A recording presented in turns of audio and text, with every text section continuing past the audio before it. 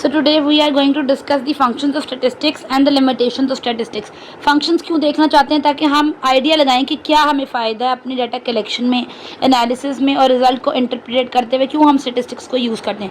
सबसे पहले नंबर 1 इसका फंक्शन है कि हमें किसी भी डाटा को जब न्यूमेरिकल फॉर्म में रिप्रेजेंट करना होता है। फॉर एग्जाम्पल अगर मैं क्लास के डाटा को रिप्रेजेंट करना चाहती हूँ कि एक क्लास में ए ग्रेड कितने बच्चों का है, बी कितने का है, सी, तो अगर मैं उसके साथ उसका नंबर लिख दूँगी कि 10 बच्चे जो हैं वो ए ग्रेड ले रहे हैं, 20 बच्चे जो हैं वो बी ग्रेड में हैं या 10 बच्चे जो है वो सी ग्रेड में हैं, तो मैं उनको जब नंबर फॉर्म में रिप्रेजेंट कर देती हूँ तो मेरे लिए उसको समझना ईजी हो जाएगा।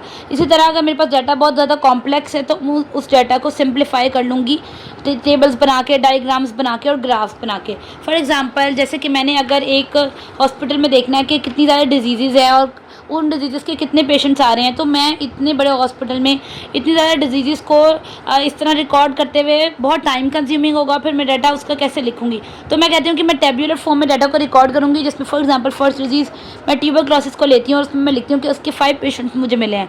फिर मैं ले लेती हूँ डायबिटीज़, उसके मुझे एक वार्ड में 10 पेशेंट्स मिल रहे हैं, तो मैं जितनी भी डिजीज़ हैं उनको नोट डाउन करूँगी, उनके नंबर ऑफ़ पेशेंट्स लिख लूँगी। इस तरह मैं एक कॉम्प्लेक्स डाटा को सिंप्लीफाई कर लूँगी यूजिंग दी टेबुलर फॉर्म। इस तरह हम लोग ग्राफ भी बना सकते हैं और डायग्राम्स के थ्रू भी रिप्रेजेंट कर सकते हैं।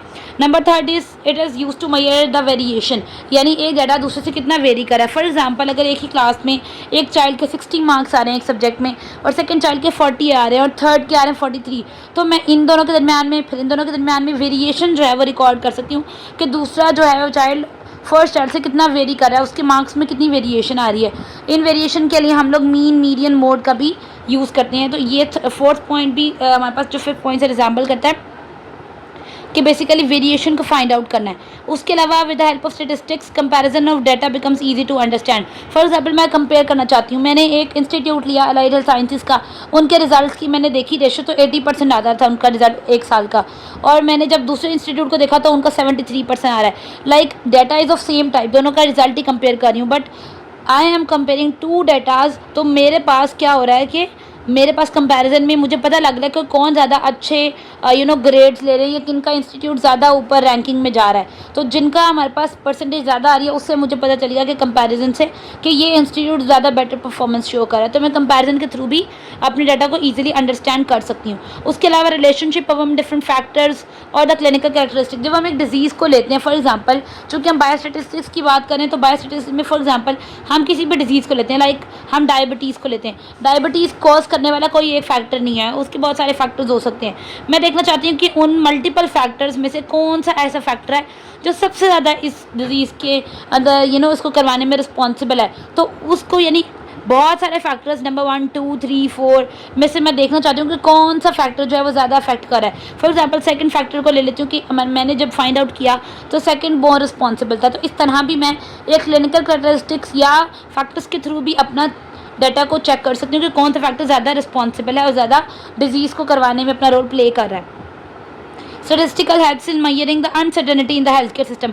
अनसर्टेनिटी का मतलब है कि ये एरर, फॉर एग्जांपल अगर मैं देखती हूँ कि मैं इन्फेक्शन कंट्रोल के ऊपर बात कर रही हूँ, तो मैं देख रही हूँ कि इन्फेक्शन कंट्रोल ना होने की वजह से कितने लोगों को डिजीज़ हो रही है एक हॉस्पिटल में, ठीक है। तो ये मैं देख रही हूँ कि ये मेरे पास डाटा आ रहा है, लेकिन फॉर एग्जांपल हो सकता है कि मुझे उसमें एरर भी मिले, यानी मतलब हो रहा था कि 20% लोग अफेक्ट हो रहे थे, लेकिन मेरे डाटा में मैंने 1% एरर रखा कि हो सकता है कि 1% ऊपर नीचे हो जाए मेरी डाटा के दौरान में, ठीक है। तो वो भी मैंने इस चीज़ में अपने एरर को भी देखना होता है, अपनी अनसर्टेनिटी को भी देखना होता है, वो मैं स्टैटिस्टिक्स के थ्रू बता सकती हूँ।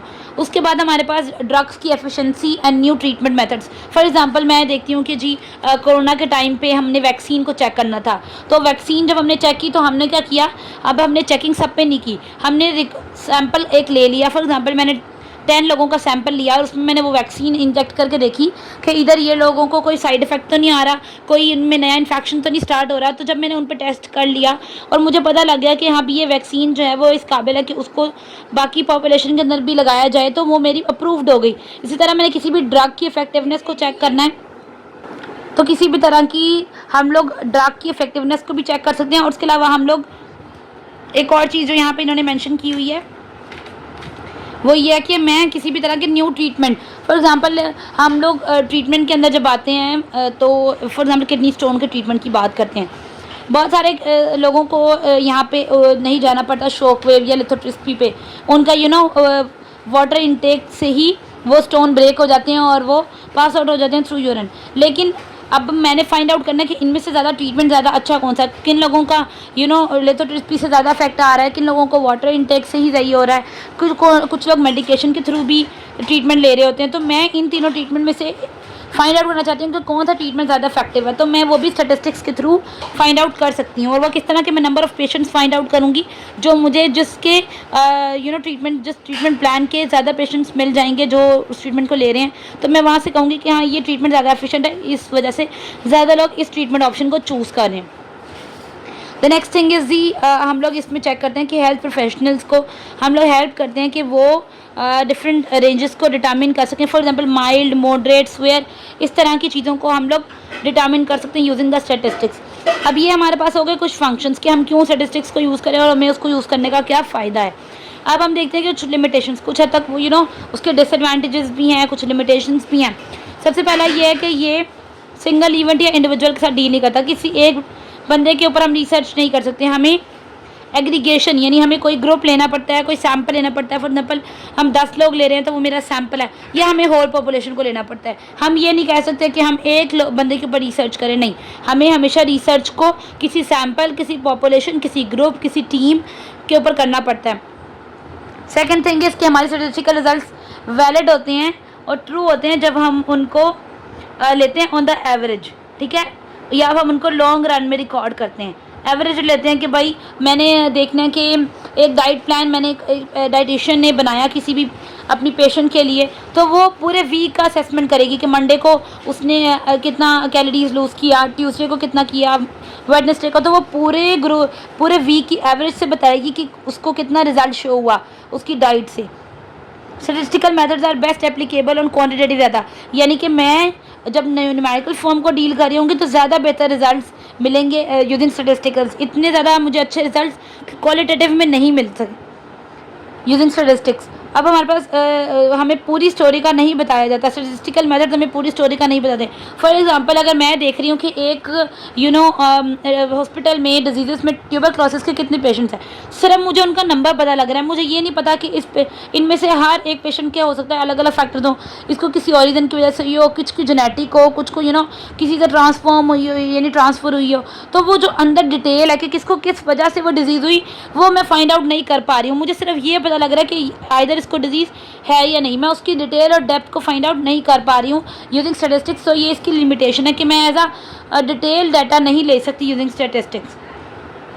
Sometimes results obtained may lead to fallacious conclusion due to inappropriate method। अगर मैं अपना प्रॉपर मेथड यूज़ नहीं करूँ तो मुझे फॉल्टी रिजल्ट्स भी मिलते हैं। Statistics is subjected to misappropriate by a non-skilled user। अगर कोई ऐसा फॉर एग्जांपल एक पर्सन जिसको बीपी रिकॉर्ड करना ही नहीं आता और हम उससे कहते हैं कि जी वो बीपी रिकॉर्ड करके हमें बताए, तो पॉसिबिलिटी है कि वो हमें रॉन्ग आंसर ये बताए, क्योंकि उसको पता ही नहीं है कि सिस्टोलिक क्या है, डायस्टोलिक क्या है, वो उसको पता ही नहीं है कि नॉर्मल बीपी क्या होता है, तो वो किस तरह हमें सही डाटा देगा। तो जब हम कोई भी काम किसी नॉन स्किल्ड पर्सन से कराते हैं तो बहुत चांसेस होते हैं कि गलत इन्फॉर्मेशन आए। तो स्टैटिस्टिकल वही इंसान अप्लाई कर सकता है जो एक्सपीरियंस्ड हो, जिसको उन टेक्निक्स को यूज़ करना आता हो। Second thing is statistical reasoning is probabilistic rather than deterministic, यानी प्रोबेबिलिटी यानी चांसेस की बेसिस पे हम देखते हैं कि आइदर ये चीज़ वहाँ हो सकती है कि नहीं, यानी हम थोड़े से कंक्लूजन्स जो हैं वो प्रोबेबिलिटी के थ्रू निकालते हैं। तो यहाँ पे प्रोबेबिलिटी से निकाले हुए चांसेस मैं कहती हूँ शायद हो सकता है, ये डाटा देख के तो ये लग रहा है कि ये कंक्लूजन हो सकता है, या मैं कहती हूँ नहीं दूसरा पर्सन कहता है नहीं मुझे तो ये लग रहा है। तो हर कोई अपनी प्रोबेबिलिटी बता रहा है, यानी कोई फाइनल डिटर्मिनेशन नहीं है। तो इस वजह से हर किसी की प्रोबेबिलिटी की वजह से वेरिएशन आने की वजह से कोई फाइनल कंक्लूजन ऑथेंटिक वाला हम जनरेट नहीं कर पाते जब हम प्रोबेबिलिटी वाले मेथड्स को यूज़ करते हैं। So these are the functions and the limitations of statistical. I hope I have made my point clear in front of all of you. If you have any confusions you can just ask me in the comment section, and if you want me to make a video on any topic do suggest in the section comment also, and do like and subscribe. Bye bye.